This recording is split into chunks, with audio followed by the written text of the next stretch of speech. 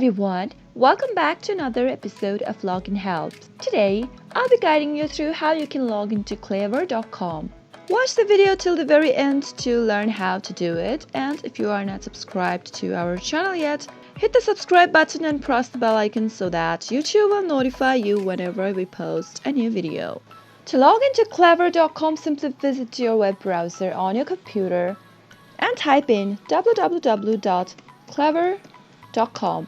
As soon as you reach to the website of Clever, click on Login as a student if you are a student, or from the drop-down you can select any designation you want to log in with. Click on any option you want and enter your school name here. After you do that, you'll be taken to a next page.